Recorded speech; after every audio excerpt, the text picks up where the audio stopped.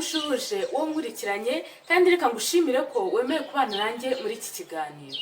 Uyu munsi tugiye kuvuga ku kibazo gihangayikishije abadamu benshi, ikibazo cyo kubura ubushake bwo gukora imibonano mpuzabitsina ndetse no kubura amavangiro. Wowe unkurikiye niba uzi neza ko uri umudamu ukaba utagira ubushake na bukeya cyangwa se ukaza gake gashoboka, iki kiganiro ni icyawe kuko tugiye kuvuga ku muti ushobora gukoresha wifashishije ibintu bisanzwe iwawe mu rugo kandi bigatuma ujya ku kigero cyiza. Reka twibukiranye ko ikibazo cyo kubura ubushake ari ikibazo giterwa n'imisemburo ya kigore iba yahindaguritse, cyangwa se kigaterwa n'impamvu zitandukanye, uko urya, uko ubayeho ndetse n'uburyo uhangayitsemo muri iyo minsi.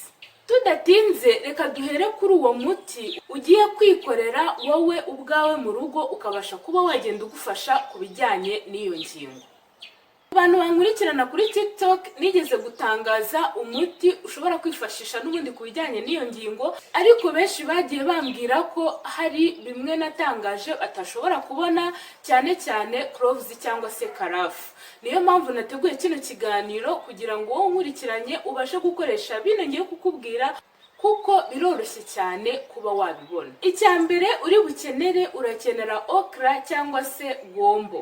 Icya kabiri uri bukenere, urakenera ifu ya tangawize. Ifu ya tangawize ushobora kuyibona mu masoko, cyangwa se uramutse utanayibonye ushobora kunyandikira hanyuma nkakubwira uburyo wayibona. Icya gatatu urakenera kokombure.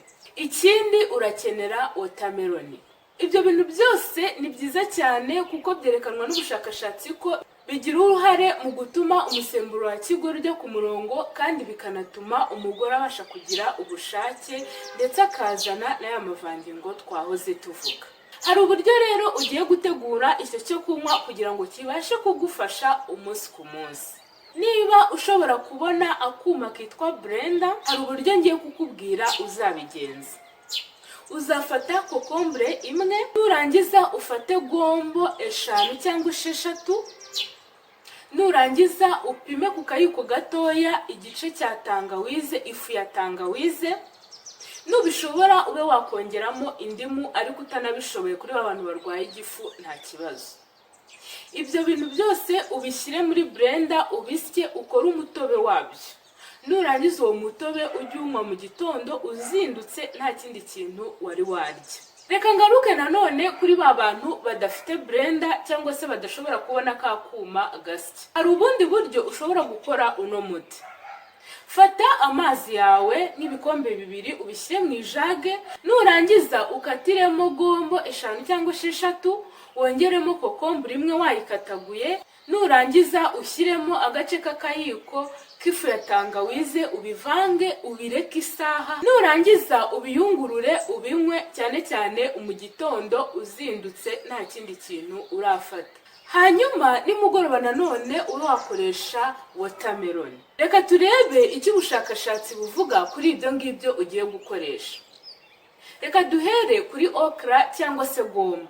Ubushakashatsi butwereka ko gombo igira umumaro cyane mu kuringaniza imisemburo ya kigore. Kandi imisemburo ya kigore iyo iringaniye nibwo umugore abasha kuba yagira ubushake bwo gukora imibonano mpuzabitsina. Iyo imisemburo yahindaguritse cyane ni hahandi usanga umugore nta bushake akigira, cyangwa se bikagira n'ingaruka mbi mu gutuma imihango itaza cyangwa se ikaza mu buryo budasobanutse. Icya kabiri twifashishije nanone ni kokombure. Kokombure igizwe n'amazi, kandi ayo mazi atuma umubiri ugira ubuhehere, bityo bigatuma lubrication yiyongera cyangwa se amavangingo nk'uko tubizi mu rurimi rwacu. Icya gatatu twakoresheje ni ifu ya tangawize. Tangawize izwiho cyane mu kugabanya stress, ariyo ntandaro cyane cyane yo kutagira ubushake ku bagore ndetse no ku bagabo. Ikindi kandi tangawize ituma amaraso atembera neza mu mubiri, bityo amaraso akabasha kuba yanagera no mu myanya y'ibanga, hanyuma ikabasha kuba yakora uko bikwiriye. Birumvikana rero ko gukoresha tangawize bifite umumaro cyane cyane kuri iyo ngingo. Ikindi watermelon nanone ifite umumaro wo gutuma umubiri uhehera, kongera amazi mu mubiri, ndetse bigatuma n'umudamu abasha kuba yagira ya mavangingo twahoze tuvuga. wowe mugore unkurikiye, reka nkwibutse ko hari ibintu ugomba kwirinda kugira ngo kino gikorwa kibashe kugenda nk'uko ucyifuza. Icya mbere, ugomba kwirinda inzoga nyinshi ndetse n'itabi. Ikindi, ukirinda kurya ibyo kurya birimo amavuta menshi ndetse n'amasukari menshi, kuko ubushakashatsi bwagaragaje ko ibyo kurya birimo amavuta menshi ndetse n'amasukari menshi bigira uruhare mu kugabanya ubushake mu mibonano mpuzabitsina. Ikindi kandi, ugomba kwirinda umubyibuho ukabije, ukagerageza kuringaniza ibiro byawe, kuko ibiro byinshi nabyo bigira uruhare mu gutuma icyo gikorwa kitagenda neza. Cunga kandi ugenzure umubano ufitanye n'uwo mwashakanye, kuko umubano iyo utameze neza nta nubwo icyo gikorwa gishobora kugenda nk'uko mubyifuza. Gerageza ukoreshe amazi ahagije ku munsi. Njya mbibabwira, kugira ngo ubashe kumenya neza amazi ukwiriye kunywa ku munsi, ufata ibiro ufite ugakuba 30. Urugero, ku muntu ufite ibiro 50, nafata ibiro 50 agakuba 30, arabona 1500. Ubwo bisobanuye ko agomba kunywa litiro 1.5 ku munsi.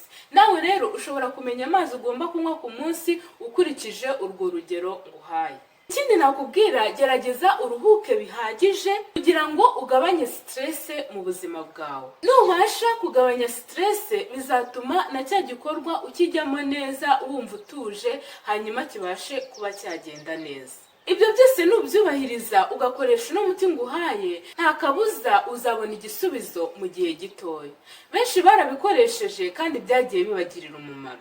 Reka ngushimire ko wabanye nanjye muri iki kiganiro. Niba iki kiganiro kigufashije ukaba wungukiyemo byinshi bitandukanye, ubashe kuba wagisangiza inshuti zawe, abavandimwe ndetse n'undi wese wakumva agikeneye. Murakoze, mugire ibihe byiza.